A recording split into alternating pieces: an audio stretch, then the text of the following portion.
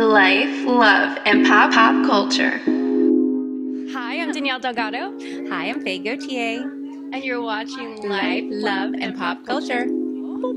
This is a big night for you because it's your album release party. So how does it feel to kind of, finally be performing your music and sharing it with people? It's really exciting. It's been, it was a year plus in the process of making the album, and it's been a couple months now delayed, trying to figure out the best time to put it out.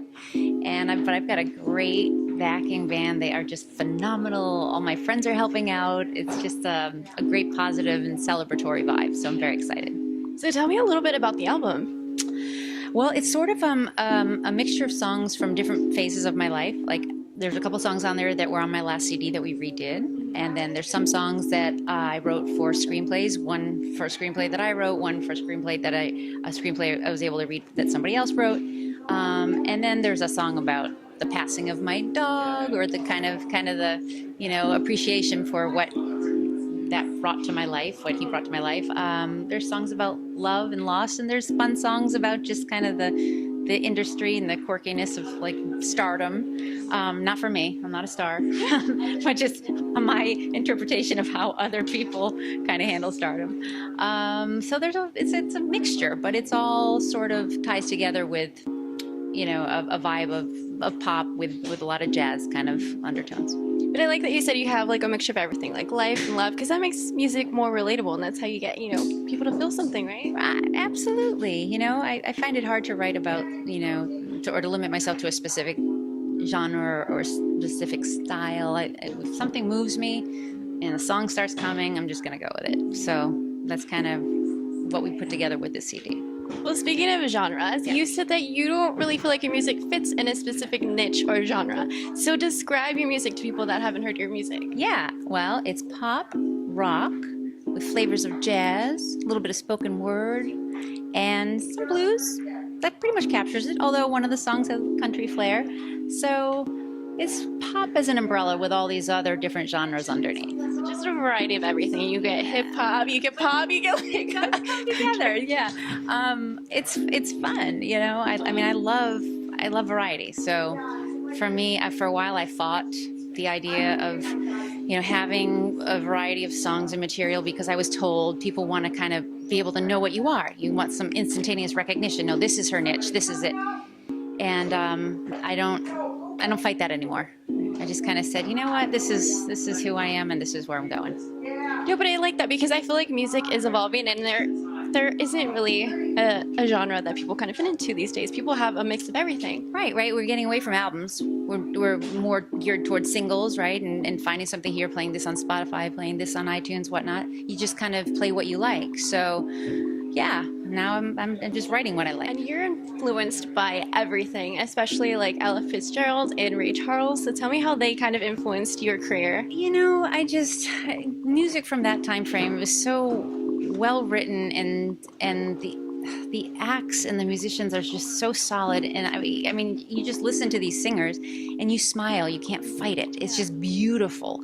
So I'm drawn to that. And of course, they're jazz, and that styling. And so I probably discovered Ella when I was in college, or right before I started also getting together with a band. And so that kind of informed the way I interpreted music. I just loved the fact that she was able to improvise, and I mean, she just blows me away. And same thing with Ray Charles. I mean, what a gift, they were able to bring to us. So, but yeah, any musician who moves me is somebody that can absolutely influence me. And there's so many great artists from the past that are in that group. Who do you think has influenced your career the most? Oh, gosh. That's a really tough question. In terms of a musician, a past musician? It doesn't matter, anybody. Well, I guess I would have to give props to my husband for the support that he's given for my career. I kind of, at a late stage of my life, came back to doing all this stuff. I worked in corporate America for a while, and I kind of got on that path, just sort of put it aside, the music and the acting, and then I wasn't fulfilled, and I decided I needed to give it all up and pursue this. So I moved out here. I hadn't met him yet. but he was one of the first people I knew. And he has been with me ever since. He's one of the first people I met out here.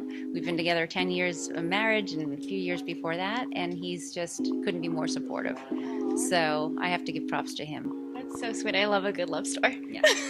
Tell me about Firehead. So Firehead. Okay. So I was going to name the CD Red. And then I didn't realize that Taylor Swift had an album out Red by this a few years back. So I said, okay, let me start thinking about other titles. What's personal to me? And I grew up, with red hair, and it's something that makes you different. And in some ways, it makes you uncomfortable because you get teased and whatnot. And you kind of resent being different. But at some point in your life, you kind of twist that, and you're like, no, it's good to be different and to embrace what you are. So for me, the title Firehead comes from a game that I established when I was a kid. And I wanted to play with other kids. I said, hey, you want to play a game? It's called Firehead. And basically it was tag, but I was it. And it was a way for me to just meet some other kids. We all played. And of course, I wasn't it forever. And it's kind of a play on the words of, or the whole process of accepting when you're it, you actually have the power. It's a good thing. It's a good thing to be the Firehead as opposed to just kind of letting your life go by, tackling and finding what moves you and doing it, living that. Yeah. No, but I think that's kind of an important message because I feel like it's so hard to accept the fact that you're different, but it's not a bad thing, right? Right. No, I mean, it's great. What a boring world it would be if we were all the same, Yeah.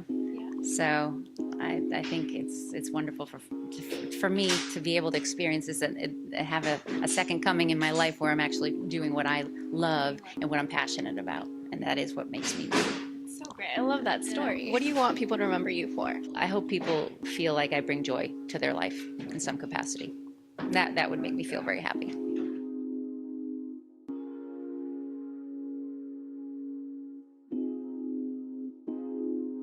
Life, love, and pop culture.